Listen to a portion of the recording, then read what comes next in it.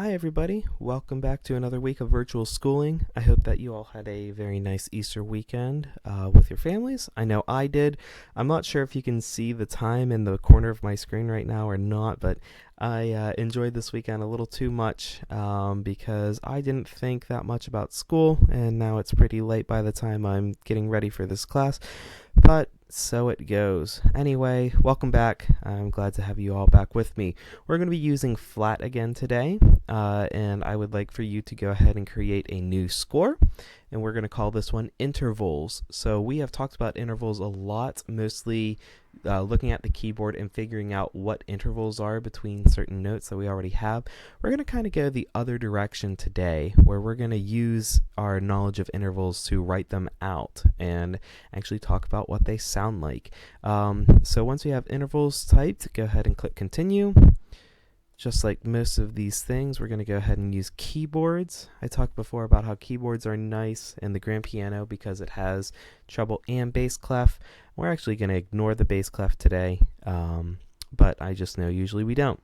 First thing I'm going to do once I have this open is I'm going to change our quarter note equals 80 to quarter note equals 120. That's going to speed this up a little bit, and when we're listening back, it's just going to save us a little bit of time. You don't have to change that to 120 if you don't want to.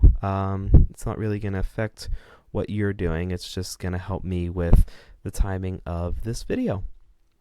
Next thing I'm going to do is I'm going to come up here and select half note to, again, make this half note entry. We can see that our first rest has changed to a half note. And the next thing I'm going to do before we start entering things is I'm going to click that button, display or hide the touch keyboard. So what that does is right here we can see that we have a virtual keyboard here. Now you can actually go ahead and click on this to enter your notes, and also you'll see that when you have a note selected, it will show you what's actually on here.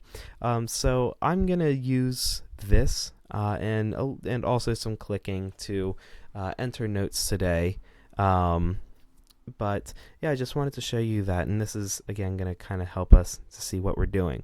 So like I said, we're going to write out intervals so that way we can see the distance of everything and be able to actually work with them and listen to them, hear them today. We're going to use the same note as the basis of all these intervals, and that's going to be C. That's kind of a really typical starting point for a lot of things in music. So what I'm going to do is I have put this keyboard so that way I can see right here C4 is visible on my screen. That's the middle C on keyboard. So I'm going to go ahead and start by clicking C4. That is this octave of C. You can see that all these letters also have a number after them. C4 means this is the fourth C on the keyboard. That's this middle C right in the middle. So we're going to work with all of the intervals. We're going to start from small to large today. So we have a C here at the beginning, and then the next note we're going to have, I'm going to go ahead and click for this one. It's going to be D. Now I'm going to go back to it. Flat wants to move to the next measure as soon as we enter a note, but I want to come back to it because I'm going to change it. We can see here that it's highlighted D4, which is another white key on the keyboard, but we're not going to skip this black key. So I'm going to come up here. We have natural, sharp, and flat. So these are different kinds of Ds that we could have in this situation. I'm going to change this to D flat. And you're going to see that now it has this black key highlighted for D flat because we're going from C4 to the very next note. This is our minor second, or our half step from C up to D flat. So I'm going to go ahead and click on C and just play what we have so far. And you can hear that little minor second when we play it back. Now intervals can be one note at a time. That's what we call melodic intervals because with a melody you have one note at a time and the notes change. Now we can also have harmonic intervals, which are when we have notes at the same time. So I'm going to go to the next measure and select whole note. And I'm going to, again, enter C as the lowest note. And I have to go back and select it. Actually, I'm going to go back and enter the D again. Now, because we're in a new measure, you can see flat wants to use the D natural again instead of the D flat. So I have to come up here and click on flat again. And now, when I go to the beginning, we're going to hear a C and then a D flat by themselves. And then we're going to hear them right together. So let me go ahead and play that. Now this is an example. Those are two notes that don't really get along that well. They're too close together. Their harmonies kind of clash with each other. That's what we call an example of dissonance, which is when we have notes that don't necessarily sound good together. They clash.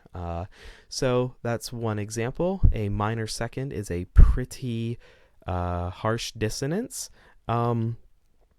But yeah, moving on, we'll hear more examples of consonances and dissonances.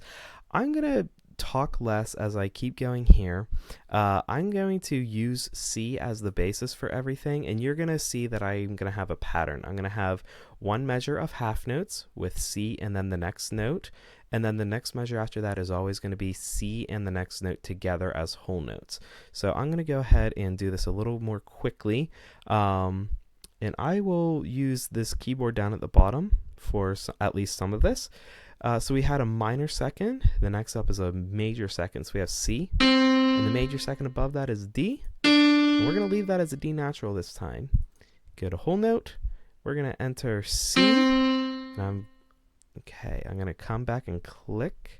So we can see that we have C highlighted. Now something neat is I can actually go ahead and click another note while that C is highlighted, and it'll have both of them. So this is what major second sounds like.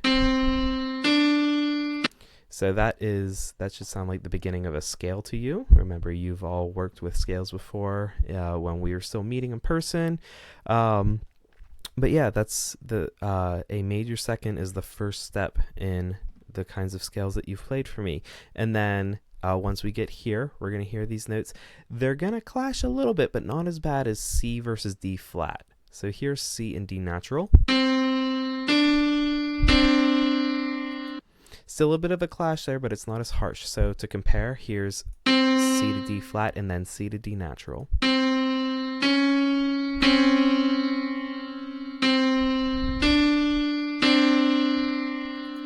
So hopefully you notice that this D natural does sound higher than the D flat. There's a slightly bigger step between these two notes than these two notes, and C to D natural smushed together like that, it should probably sound a little better than C to D flat smushed together like that.